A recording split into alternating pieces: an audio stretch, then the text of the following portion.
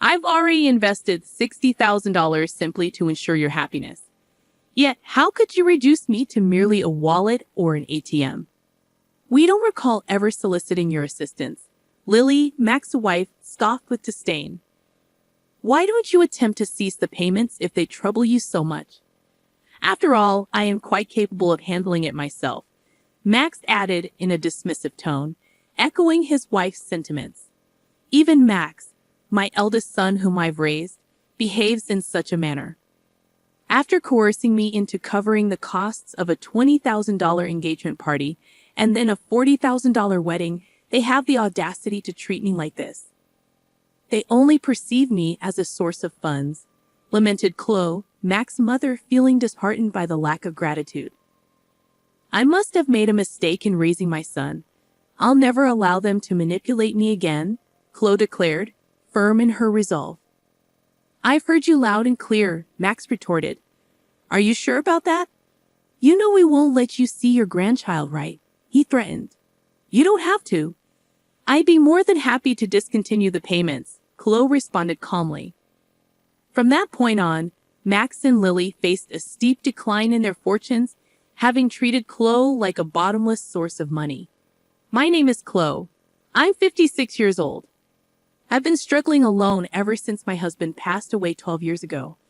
Between my job and raising my 2 children, I've always had my hands full, Chloe reflected on her life. I'm currently an executive at a decent company that I've been with since before I got married. To the outside world, I guess you could call me a career woman, she continued. The children who were high schoolers when my husband died have now graduated college and are working, so I'm a bit relieved. I just wish they'd settle down and start their own family soon, Chloe sighed, contemplating her future. Living comfortably in the condominium that she used to share with her children, Chloe's life took an unexpected turn when Max called her one day. I want to introduce you to a woman I'm thinking of marrying, Max said excitedly. Delighted, Chloe agreed, and when Max brought Lily, his fiancée, to meet her, Chloe couldn't help but be proud. Nice to meet you. I look forward to getting to know you, Chloe greeted Lily warmly. The woman Max introduced as Lily was a receptionist at his company, strikingly beautiful, and Chloe couldn't help but feel pleased that her son had found someone like her. Congratulations to you both. I'm here to support your happiness, Chloe said, beaming with joy. Their conversation flowed, and eventually, the topic of the engagement party arose. We're planning to have an engagement party soon, Max informed Chloe. I need to start preparations. Then, Mom, could you cover the $20,000 cost for the engagement party?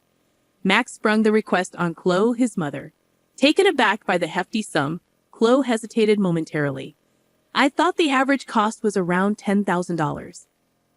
However, seeing their happy faces, I couldn't refuse and agreed. Of course, it's a happy occasion, she conceded.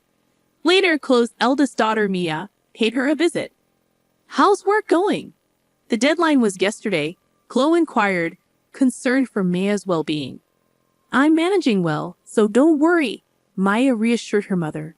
A manga artist, Mia hadn't yet struck gold with a major hit but managed to make a living through her series.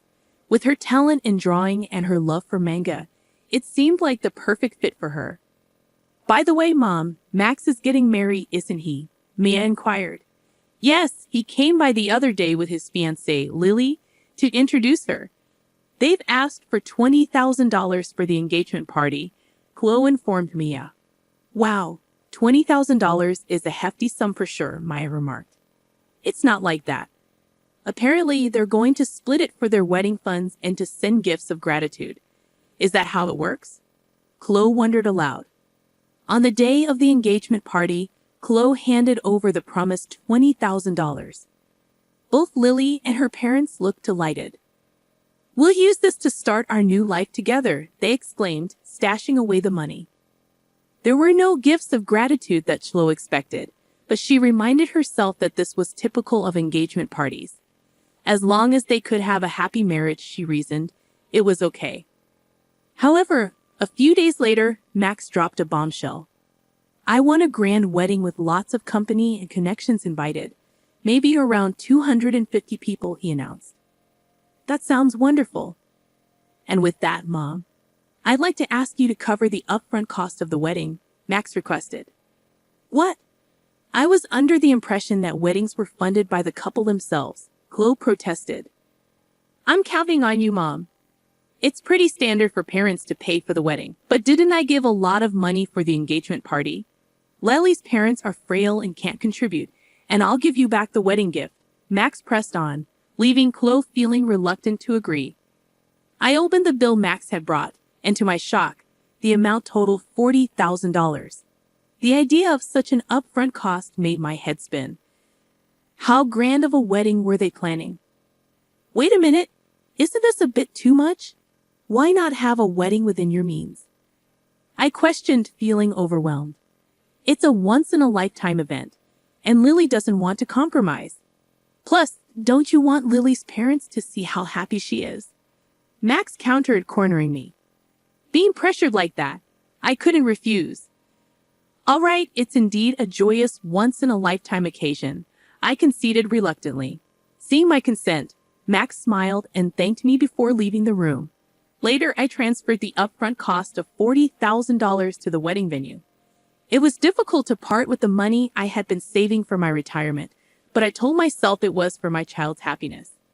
2 months later, on the wedding day, the venue was more luxurious than I had anticipated. Mia and I arrived early in the morning to change into our dresses and get our hair done. As I approached the bride and groom's dressing room to knock, I'd overheard their conversation. I can't believe we're able to have such a lavish wedding, thanks to Mom, Max exclaimed. Absolutely, and she gave us $20,000 for the engagement party. I even managed to buy a new bag. What a great wallet, more like an ATM. Let's keep withdrawing from it, Max, Lily chimed in. That's mean, Maya whispered, stunned by their conversation. Lily continued gleefully, if we ask her, she'll probably cover the rest of the wedding costs, right? Of course you will. Leave it to me. Then let's use the wedding gift for a honeymoon trip to Hawaii. And of course, we'll take my parents along. How about buying a high-rise apartment for our new home? That sounds perfect. Let's get my mother to cover the cost. She does have the money, after all, Max proposed eagerly. My hand, raised to knock on the door, trembled. Mia gently held my shoulder and led me away from the door, breathing slowly. I grasped Mia's hand, which rested gently on my shoulder, and whispered, Mia, there's something I need you to look into when the ceremony starts. Of course, Mom. Leave it to me, Maya assured me. And so Max and Lily's wedding commenced. From their vows in the chapel to the toasts at the start of the reception, my mind was consumed with the conversation between Max and Lily earlier. Even as the MC introduced me and the spotlight fell on me, all I could manage was a bow. Mia, who had been circulating and offering toasts, returned to me. Mom, I checked with Lily's relatives. Both of her parents are perfectly healthy. That's horrible. We need to confront them. I'll be right there with you, I declared. Just as Mia spoke, it was time for the first wardrobe change. Lily exited first, followed by Max. As Max emerged, the MC announced, now the groom will exit escorted by his mother, Chloe, who raised him single-handedly. Summoned, I walked down the aisle to meet Max.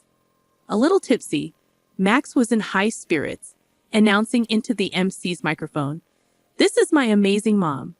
Keeping a straight face, I walked beside Max, exited the hall, and headed straight to the dressing room where Maya was waiting. She approached Max and began, Max, there's something I need to ask you. What is it, sis? Make it quick. I need to change and get back, Max replied curtly as he undressed. I've heard the conversation in the dressing room earlier. How could you talk about Mom like that? Mia confronted him. Huh, you were listening? Well, whatever. Max dismissed her with a shrug. Taken aback by Max's attitude, Lily, who had already changed into her dress, entered the room. Mother-in-law and sister-in-law, what's going on? She demanded. Mia found out that your parents are healthy. They both have good jobs. Why are you making our mom pay for everything? What's going on? I added, unable to contain my frustration. What is this? Some kind of sister-in-law bullying? Scary, Lily mocked, dramatically recoiling. My patience snapped at her mocking attitude. I've already paid $60,000 hoping for your happiness, and yet you treat people like they're wallets, ATMs. What kind of language is that? I confronted Lily, exasperated by her dismissive attitude. Hearing this, Lily laughed as if it were a joke. Acting all high and mighty for such a small sum. We're not in your debt. Besides, it's normal for the groom's parents to pay for the wedding, right? But you lied about your parents being ill to buy a new bag. Who? You were eavesdropping. That's a terrible hobby, Lily retorted, mocking Mia. Mia, angered by Lily's words, snapped back. Watch your mouth. I don't want to be told off by someone doing some weird job as a manga artist. It's because you're such a nerd that you can't get married. That's right, you're hopeless when it comes to marriage, sis. Max chimed in, joining Lily in the mockery. Stunned speechless by their cruelty, I tried to scold them, but Max just laughed and responded, if you're going to talk like that, try stopping the payments. After all, I'm an elite. I can easily handle it. Well, it'll be a shame to lose the cash cow. I had paid $20,000 for the engagement party and $40,000 for the wedding, and this was how they repaid me. No gratitude, only cruelty. Feeling like I had failed somewhere in raising my son, I made a firm decision. I've had enough. I won't be manipulated by them anymore. I've heard all you have to say. Are you sure about that? If you don't listen to us, you won't see your grandchild, Max threatened. That's fine. You don't need to bring them over. I'll gladly stop the payments. I replied firmly, refusing to yield to their threats. Max and Lily stared at me, stunned, as I continued, I'm severing hard ties here. I wish you all the best. Taking Maya's hand, we left the venue, the joyous noise of the reception still audible as we departed. A month later, as Mia and I were enjoying some tea at home, the intercom rang with a shrill tone. Oh, Mom, it's Max. What should we do? Mia asked, uncertainty evident in her voice. It had been a month since I last saw Max. When he showed up unexpectedly, he looked remarkably worn and tired. Mom, you must have received the bill for the wedding venue by now. Why haven't you paid? Max questioned urgently. Huh? Oh, the bill for the remaining balance. It was $45,000, right? It arrived, but I have no obligation to pay it, I replied, taken aback by his insistence. Don't be like that. In the end, we didn't receive many wedding gifts and couldn't pay the bill, so now we're in debt, Max explained, pleading for understanding. At that, Mia laughed and chimed in. From what I overheard at the wedding, it seems you two have quite a bad reputation. Max, you've been throwing your weight around at work, doing haphazard jobs. And Lily, you've been putting down other women, flaunting your looks in marriage. I can see why people wouldn't want to give wedding gifts to people like you. Hey sis, stay out of this, Max snapped, clearly annoyed by Mia's comment. I sighed deeply. You too? It's not just me you haven't been considerate of. It's everyone around you. The wedding expenses are your own doing. Please pay them yourselves. Desperately, Max pleaded, Mom, I'm in a bind here.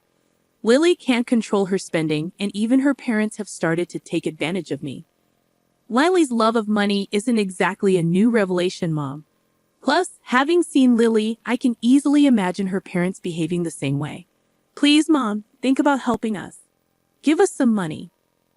I sternly replied, You were the one who said I'm an elite, and it'll be a piece of cake. You told me to stop making payments, didn't you?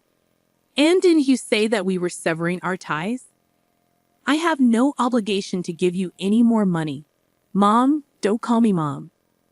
I don't want to be called that by someone who has only ever seen me as a cash cow. To be honest, I'd like you to repay me for the wedding and the engagement party, but I'll write it off as a settlement payment. Now please leave, I declared firmly. Max, who had looked shocked, now had a malicious look on his face. Hey, are you really okay with this, Mom? Cutting ties with us like that?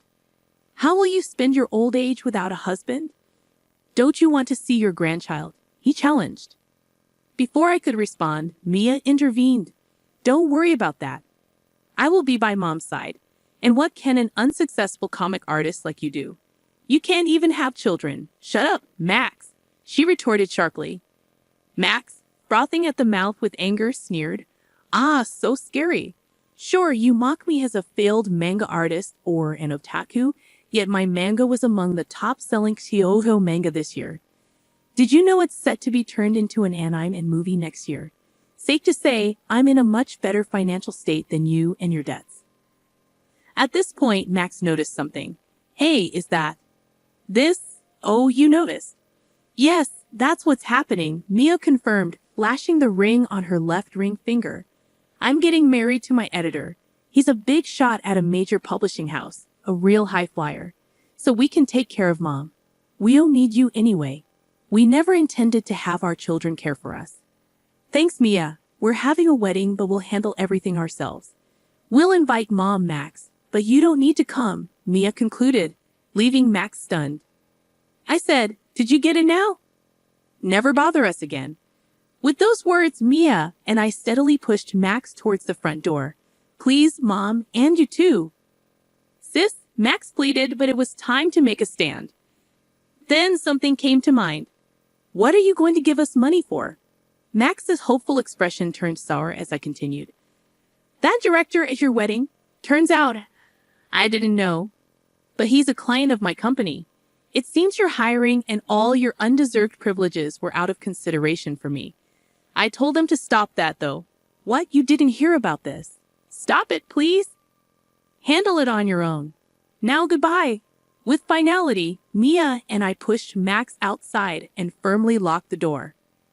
Max made a fuss outside, but after ignoring him for a while, it became quiet. A year passed since then. Right after that incident, I sold the house to avoid Max and Lily's visit and bought an apartment with elderly services for my old age. According to a neighbor from my condo, Max and Lily showed up and created a scene, asking why I wasn't there. Hence, I believe my decision was the right one. As for Max and Lily, they'd abandoned their dream of a luxury high-rise apartment and now live in a cramped space. Max, it seems, was demoted after his actions were reviewed. Perhaps hurt from falling from his elite status, Max worsened his attitude towards others. Surprisingly, he's not fired yet. Lily, who quit her job upon marriage, continued to splurge for a while, but their funds quickly ran out. Even with their debts, Lily's luxurious habits did not change, and her parents continued to demand money. Apparently, they quarrel daily. I hope the two learn the hardship of earning money and appreciate the people around them and grow up, though that might be too much to ask from them. I still maintain a good relationship with Mia. Mia's husband is a good man who treats me well, and they are expecting a baby. I plan to spoil my lovely daughter and grandchild, and looking forward to it keeps me working every day.